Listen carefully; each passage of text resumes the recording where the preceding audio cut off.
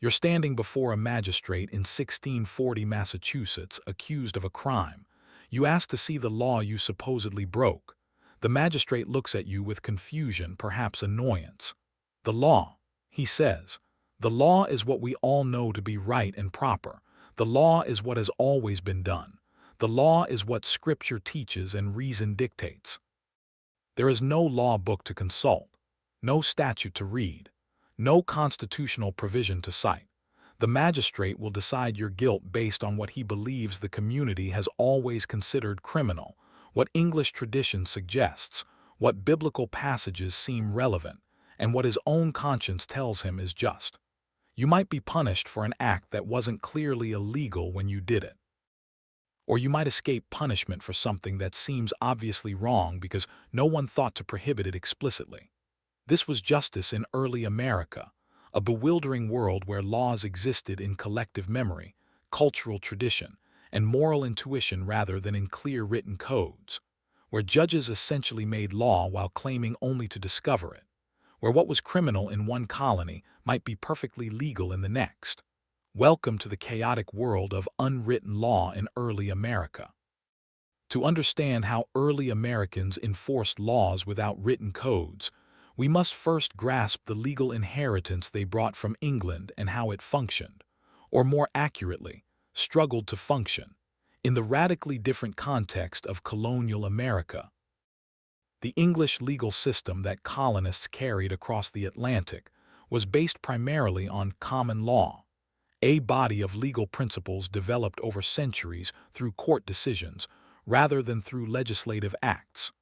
Common law presumed that law wasn't created by human will, but discovered through reason and tradition. Judges didn't make law. They found what the law had always been by examining past cases, consulting learned legal authorities, and applying principles derived from natural law and Christian teaching. This meant that much English law existed not in written statutes, but in the collective memory of the legal profession, transmitted through training, precedent, and legal treatises.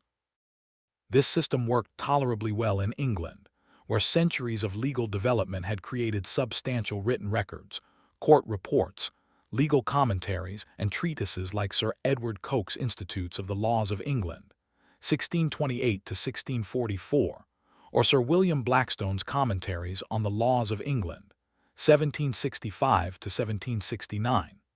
English lawyers could consult these texts to understand legal principles and precedents. Moreover, England had a relatively unified legal system with clear hierarchies of courts and professional judges trained in the law. Colonial America had none of these advantages. The earliest settlements possessed few law books. Such books were expensive, bulky, and not a priority when ships had limited cargo space and settlers needed tools, seeds, and weapons more urgently. Even when legal texts arrived, they were scarce and concentrated in the hands of a few educated elites. The vast majority of colonists, including many magistrates and justices of the peace who judged cases, had no legal training whatsoever. They were farmers, merchants, or ministers appointed to judicial roles because of their social standing, not their legal expertise. The colonies also lacked the institutional infrastructure to maintain consistent legal precedents. Court records were kept haphazardly, if at all, particularly in rural areas. There was no colonial equivalent to England's Inns of Court where lawyers were trained. No system of law reports published court decisions for future reference. No unified colonial legal system. Each colony developed its own courts and procedures, often dramatically different from each other. A magistrate in 1650 Virginia had almost no way to know what courts in Massachusetts were deciding and vice versa. This created profound uncertainty. What exactly was the law? The answer was frustratingly vague. The law was English common law as adapted to colonial conditions, plus whatever statutes the colonial legislatures had passed, plus biblical principles, in Puritan colonies particularly, plus local customs that had developed over time, plus whatever the magistrate thought was reasonable. Different colonies answered this question differently, creating a patchwork of legal systems that shared some general principles but differed enormously in specifics. The theological context was crucial, particularly in New England. Puritan colonists believed that God's law, revealed in Scripture, was the ultimate law and that human laws should conform to divine command. This meant that biblical interpretation became a legal activity. Ministers advised magistrates on what the Bible required, and biblical passages were cited as legal authority alongside or even above English precedent. This created unusual situations where acts that weren't crimes in England, like blasphemy or Sabbath breaking, became serious offenses in Massachusetts, while some English laws were ignored because colonists deemed them inconsistent with Scripture. The political context mattered too. Colonial governments possessed varying degrees of autonomy from English authority. Some colonies had royal charters giving them substantial self-governance. Others were proprietary colonies ruled by individuals granted authority by the crown. Still others were corporate colonies with even more independence. This political diversity encouraged legal diversity. Each colony could develop its own approach to law, limited only by the requirement not to contradict English law too egregiously, a requirement that was often honored more in breach than observance, given the difficulty of enforcing royal authority across the Atlantic. By the mid-17th century, the chaos of purely unwritten law became so problematic that several colonies began codifying their laws, writing down in statute form what previously existed only in custom and judicial memory. Massachusetts produced its Body of Liberties in 1641, one of the first systematic legal codes in America. Connecticut followed with the Fundamental Orders, 1639, and later the Connecticut Code, 1650. But these early codes were incomplete, often ignored or inconsistently applied, and coexisted with large bodies of unwritten common law and local custom that continued to govern many areas of life. Even after codification efforts, enormous areas of law remained unwritten throughout the colonial period and even after independence. The process of fully codifying American law would take well into the 19th century, and some areas of law, like much of contract law and tort law, remained based on common law principles rather than written statutes well into the 20th century. Understanding this legal landscape is essential to grasping early American justice. It was a system where legal uncertainty was the norm, where judges had enormous discretionary power because no one could definitively say what the law was, where different communities could have radically different legal standards, and where oral tradition, cultural memory, and communal values played as large a role as any written text. In 1642, Plymouth Colony faced a case that vividly illustrates how unwritten biblical principles functioned as criminal law in early America. Thomas Granger, a teenager described as a servant, was accused of buggery, sexual acts with animals, specifically with a mare, a cow, 2 goats, several sheep, 2 calves, and a turkey. The accusation came when Granger was observed in the act with a mare. Plymouth Colony had no written statute specifically prohibiting bestiality in 1642. The colony's legal code was minimal and fragmentary. So how did authorities determine that Granger had committed a crime, and more crucially, what his punishment should be? Governor William Bradford's account of the case, recorded in his History of Plymouth Plantation, reveals the legal reasoning. Bradford consulted learned men about the appropriate law, and they turned to the Bible, specifically Leviticus 20:15. And if a man lie with a beast, he shall surely be put to death, and ye shall slay the beast. This biblical passage became the legal authority for both convicting Granger and determining his punishment. The trial proceeded with Granger confessing to the acts. Whether this confession was voluntary or coerced is unclear, though the power dynamics of a teenage servant facing colonial authorities suggest limited voluntariness. Based on his confession and the biblical command, the court convicted Granger of a capital crime. The execution that followed demonstrated the literal application of biblical law. On September 8, 1642, authorities first executed the animals Granger had allegedly had contact with, parading them before him and killing them one by one while he watched. Then Granger himself was hanged. Bradford recorded this with a mixture of horror at the sin committed and satisfaction that justice had been done according to divine law. This case reveals several crucial aspects of unwritten law in early America. In the absence of written colonial statutes, Puritan magistrates turned directly to Scripture as binding legal code. The Bible wasn't just moral guidance, it was enforceable criminal law. This meant that acts not clearly illegal under English common law could be capital crimes in New England if biblical passages condemned them. The magistrates had essentially unlimited discretion to determine what constituted crime and punishment. They could have interpreted the law differently, shown mercy, or imposed a lesser punishment. But the lack of written codes meant there was no formal constraint on their power. Their interpretation was law. There was no written requirement for evidence standards, no right to legal counsel. Lawyers were actually viewed with suspicion in early Plymouth. No appeals process. The magistrate's decision was final. Granger had no written law to point to that might protect him or limit the court's power. The decision to prosecute and the determination of guilt weren't purely legal questions. They were communal moral judgments.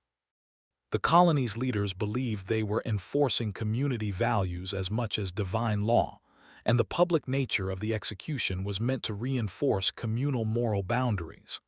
Modern readers might be horrified by this case, executing a teenager for acts that, while troubling, hardly seemed to merit death. But by the standards of the time and place, the magistrates believed they were following law, God's law as revealed in Scripture, which they considered more authoritative than any human code could be. The 1735 trial of John Peter Zenger, a printer accused of seditious libel for criticizing New York's royal governor, illustrates how unwritten common law principles shaped colonial justice and how community values could push back against oppressive legal traditions. Zenger published the New York Weekly Journal, which printed articles sharply critical of Governor William Cosby, accusing him of corruption and tyranny. Cosby had Zenger arrested for seditious libel, the crime of publishing material that brought government into disrepute. Under English common law, truth was not a defense to libel. The principle was that criticizing government was criminal regardless of whether the criticism was accurate, because it tended to undermine authority and disturb the peace. Importantly, there was no written colonial statute defining seditious libel or prescribing its punishment. The prosecution relied entirely on English common law principles that existed in legal tradition and judicial precedent, but weren't codified in accessible written form for ordinary colonists. At trial, Zenger's attorney, Andrew Hamilton, the most prominent lawyer in the colonies, faced a dilemma. The judge, appointed by Governor Cosby, instructed the jury that under the law, they need only determine whether Zenger published the material. If he did, he was guilty. Whether the material was true was irrelevant. The judge would determine what the law was.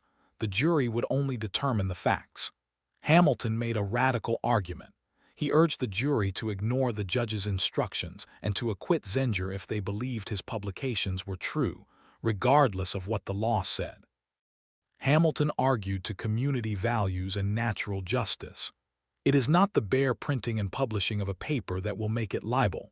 The words themselves must be libelous, that is, false, scandalous, and seditious, or else we are not guilty. This created a direct conflict between the written-down English common law tradition, where truth was no defense, and community sense of justice, where truthful criticism should be protected.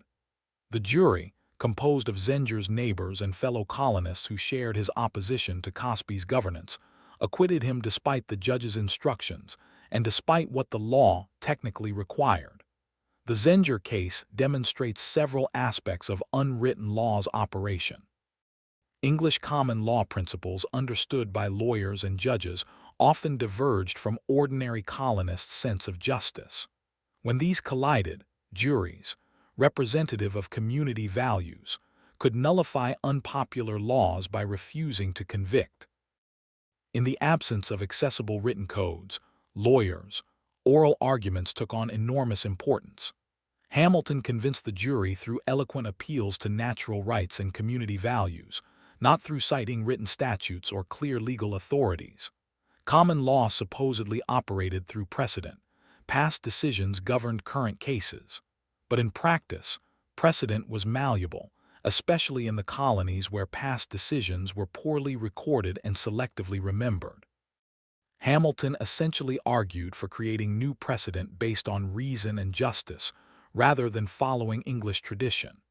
The jury's acquittal was an assertion of colonial autonomy, New York colonists deciding for themselves what their legal standards would be, regardless of English law. This foreshadowed the eventual break with England. The Zenger trial didn't immediately change written law. Seditious libel remained a crime for decades.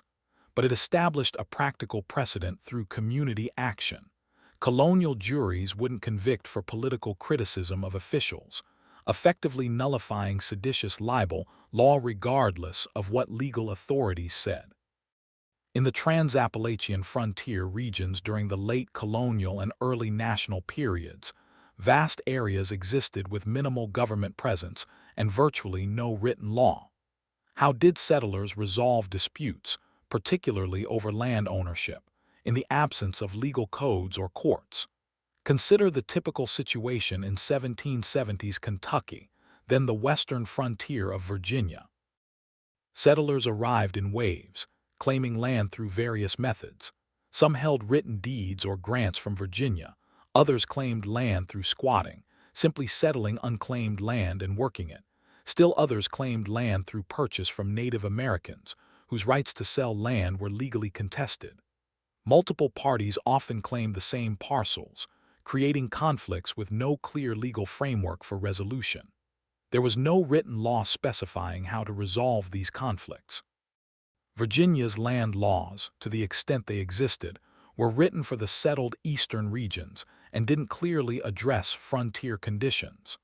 Common law principles about property existed but were vague when applied to wilderness land. Moreover, courts were hundreds of miles away, making legal resolution impractical even if the law were clear. Frontier settlers developed customary legal principles based on community norms rather than written codes. These customs varied by region but typically included the principle that whoever first cleared and improved land had the superior claim, regardless of paper deeds. This essentially privileged squatters who actually worked land over absentee speculators who held grants but hadn't settled the land. One settler described this principle. The man who first clears a field has the best right to it, no matter what some paper in Richmond says. When conflicts arose, settlers would bring disputes before informal community tribunals, gatherings of neighbors who would hear both sides and render judgment based on custom and fairness. These tribunals had no legal authority, but community pressure usually ensured compliance with their decisions. When someone was found to have built improvements on land that ultimately belonged to another, customary practice required the title holder to compensate the improver for the value of improvements before taking possession. This wasn't based on any statute, but on community sense of fairness. Settlers developed the practice of marking land boundaries with blazed trees or posted notices, and the community generally respected these claims, even when they had no legal validity. The act of posting a claim created customary rights that the community would defend. These customs functioned as unwritten law for years or even decades in frontier regions. Remarkably, when formal legal systems eventually arrived, they often incorporated these customary practices into written law, recognizing that frontier customs had evolved to suit local conditions better than transplanted Eastern legal codes. A specific example: in 1779, Virginia attempted to assert legal control over Kentucky land, by declaring all land claims not based on Virginia-issued warrants invalid. This threatened thousands of squatters with loss of their improvements. The settlers largely ignored this law, continuing to honor customary rights rather than written statute. Eventually, Virginia had to accommodate frontier customs through preemption laws that gave squatters preferential rights to purchase land they'd improved, essentially codifying the customary law that had developed organically. This case demonstrates how unwritten customary law could arise spontaneously in communities, and could even resist formal written law when the two conflicted. It shows law as a social practice developed through community negotiation rather than handed down from authorities. And it reveals the limits of written codes. Law on paper meant nothing if the community ignored it and enforced their own customs instead. Marriage law in colonial America existed in a twilight zone between formal written rules, religious requirements, and community customs, creating enormous confusion about what constituted a valid marriage and who could dissolve one. Consider the case of a couple in 1680s Maryland. They had participated in a self-marriage, speaking wedding vows to each other in front of friends, but without clergy present and without obtaining any license from authorities. This was called common law marriage, or hand fasting, and it was widely practiced on the frontier where ministers were scarce and government officials distant. The couple lived together as husband and wife for several years and had children. Later, the man claimed the marriage was invalid because it hadn't been solemnized by clergy or recorded with authorities. He attempted to abandon his wife and marry someone else. The woman appealed to the county court. The magistrate faced a dilemma. What was the law? English common law, which theoretically governed the colonies, had complex and contradictory traditions about informal marriage. The Catholic Church had historically recognized marriages formed by mutual consent without clergy, the so-called consent theory of marriage. But post-Reformation Protestant England increasingly required formal solemnization. Different English legal authorities gave different answers. Colonial statutes, where they existed, also gave confusing guidance. Some colonies required licenses and clergy. Others recognized that frontier conditions made formal procedures impractical. Maryland law at the time required publication of marriage intentions and licenses, but these requirements were widely ignored, and it wasn't clear whether violation made marriages void or merely subjected couples to fines.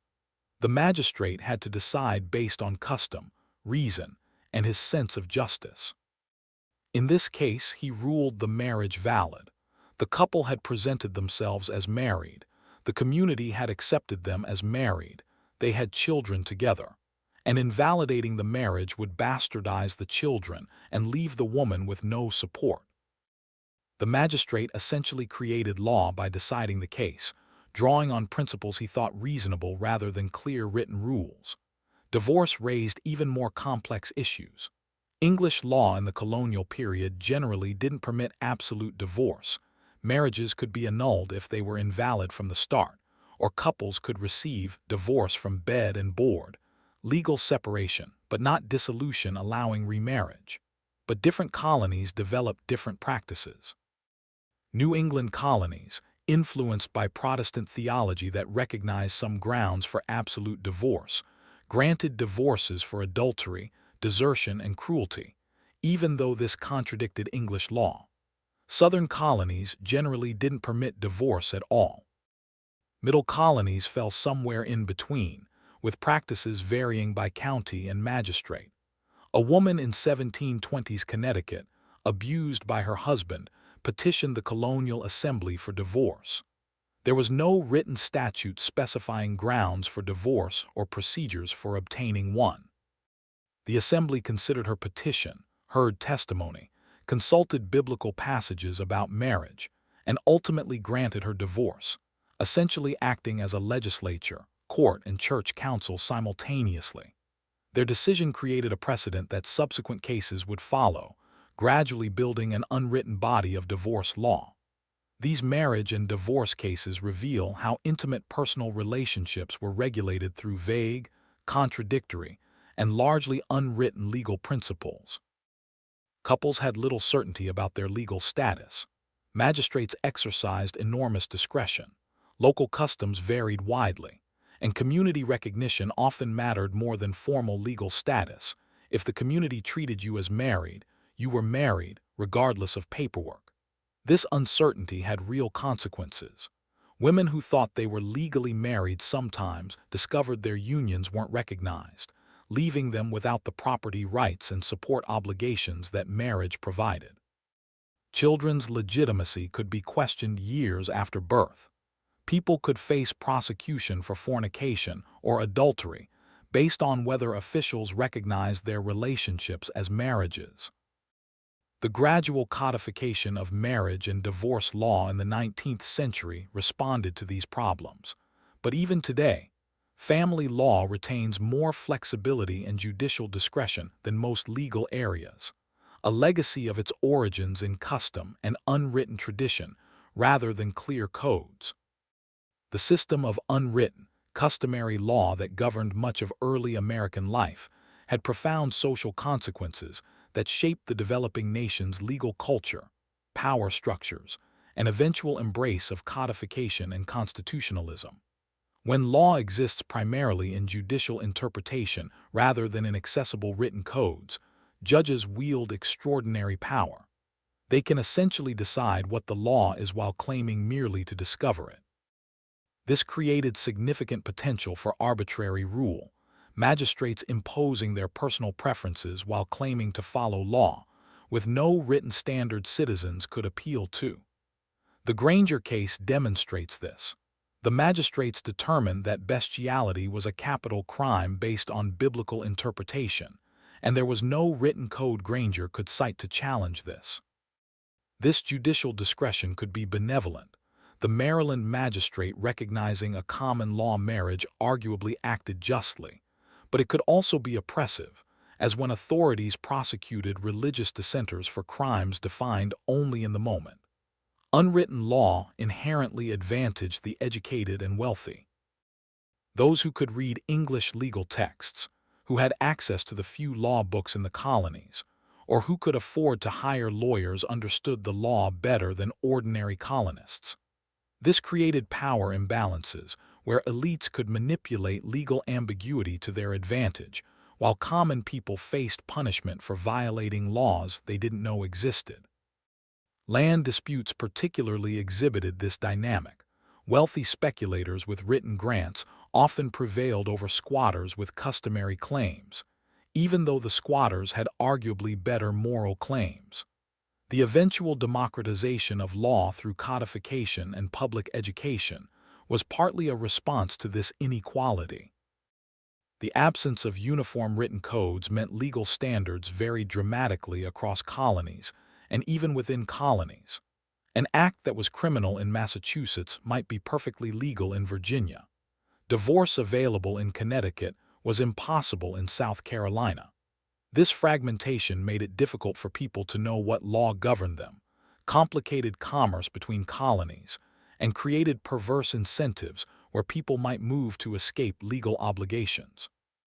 This patchwork demonstrated the practical need for codification and uniformity, ultimately contributing to the Constitutional Convention's goal of creating a more unified nation. Unwritten law's flexibility was both strength and weakness. It allowed law to adapt quickly to local conditions without requiring legislative action. Frontier settlers could develop customs suited to their circumstances, and magistrates could respond to novel situations pragmatically. But this same flexibility created unpredictability and prevented development of stable expectations that are essential for social and economic development. People couldn't confidently plan their affairs without knowing what legal standards would govern. This uncertainty particularly hampered economic development. Credit, contracts, and property rights all require legal predictability. When law exists largely in custom and communal understanding, the community's moral values become directly enforceable through legal process. This had democratic appeal. Law reflected what the community actually believed rather than what distant legislators prescribed. The Zenger jury's acquittal represented this popular sovereignty in action. However, it also meant that unpopular minorities had no written rights to protect them from majority prejudice. Religious dissenters, accused witches, and others who violated community norms found that customary law offered no protection. Indeed, it was the weapon used against them. Unwritten law reinforced the importance of oral tradition and collective memory in society. Elders who remembered past cases and customary practices held legal authority. Oral testimony about community standards carried enormous weight. This preserved certain traditional knowledge, but also made it susceptible to revision.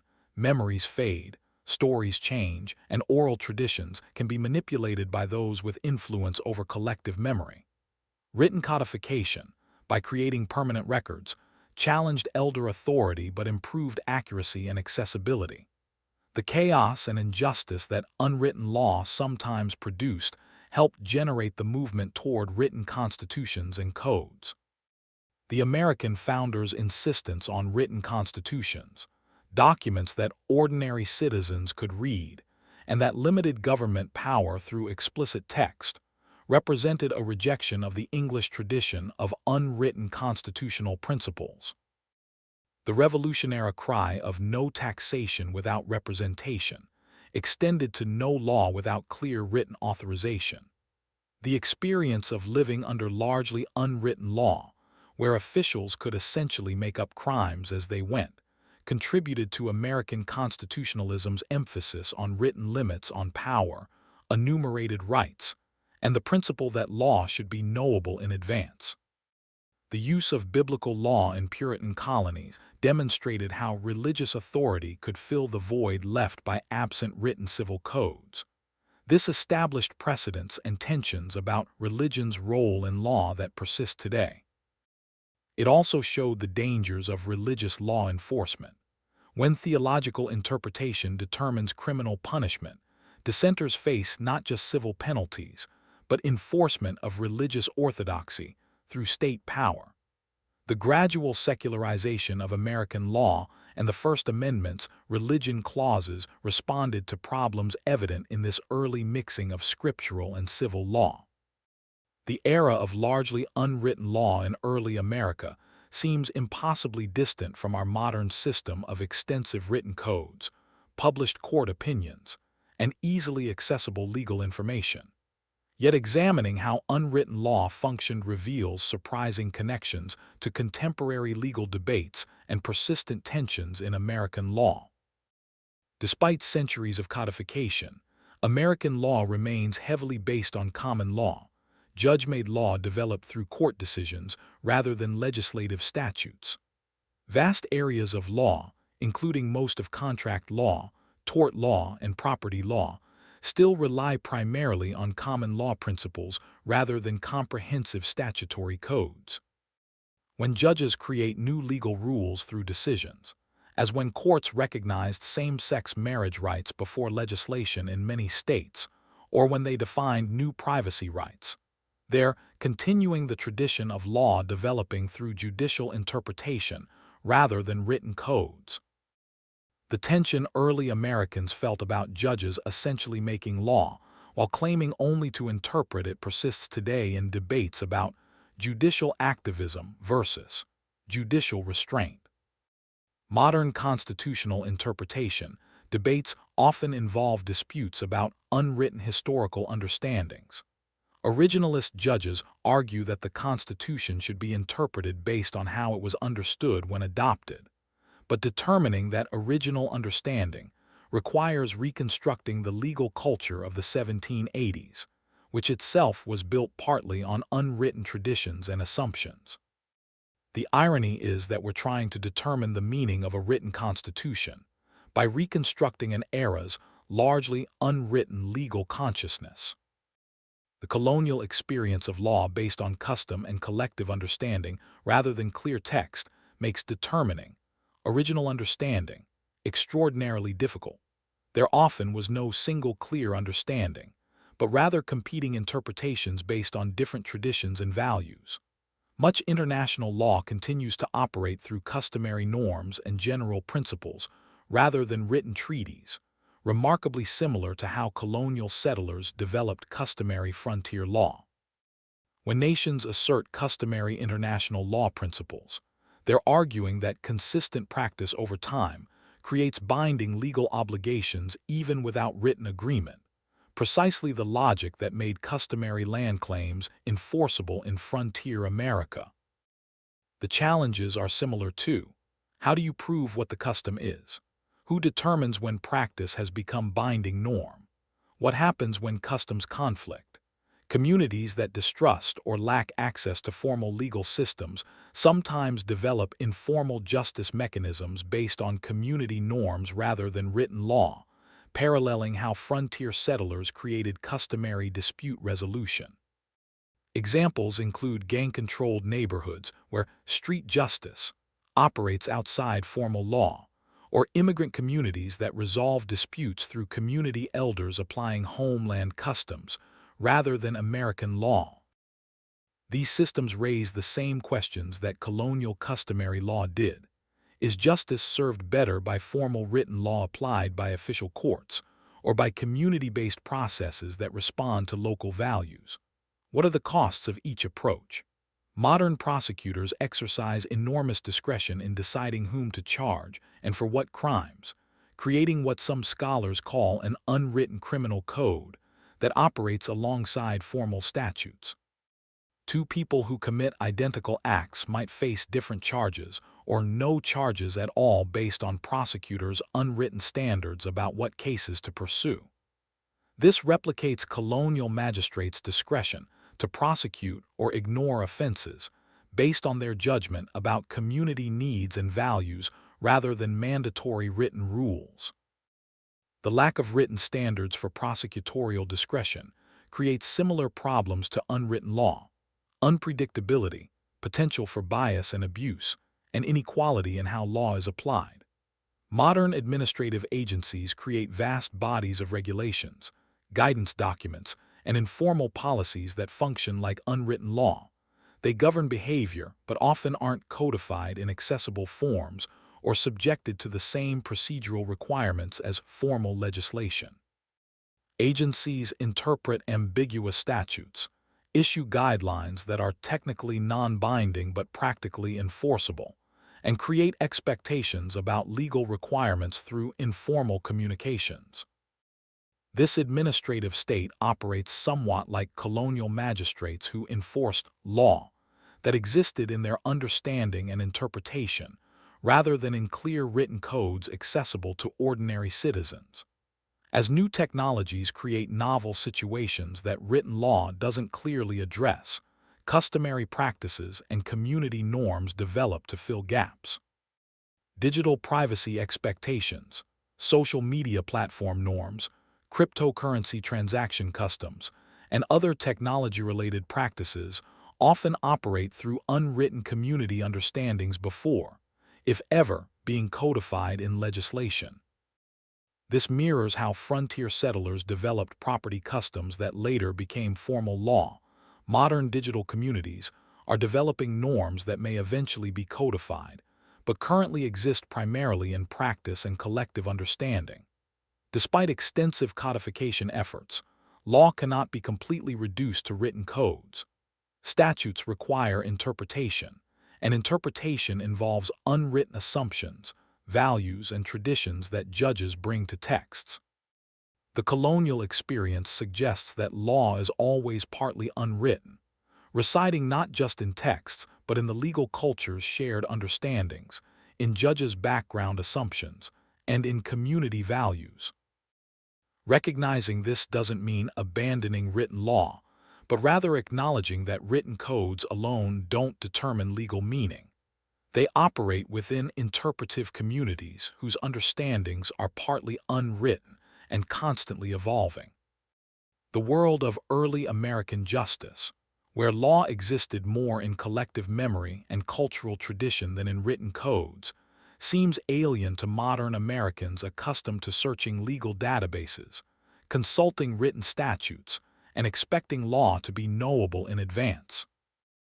The chaos and injustice that unwritten law sometimes produced, teenagers executed based on magistrates' biblical interpretations, land claims decided by whoever had more influence with local authorities, marriages validated or invalidated based on individual judges' preferences, demonstrates why written, codified, accessible law matters.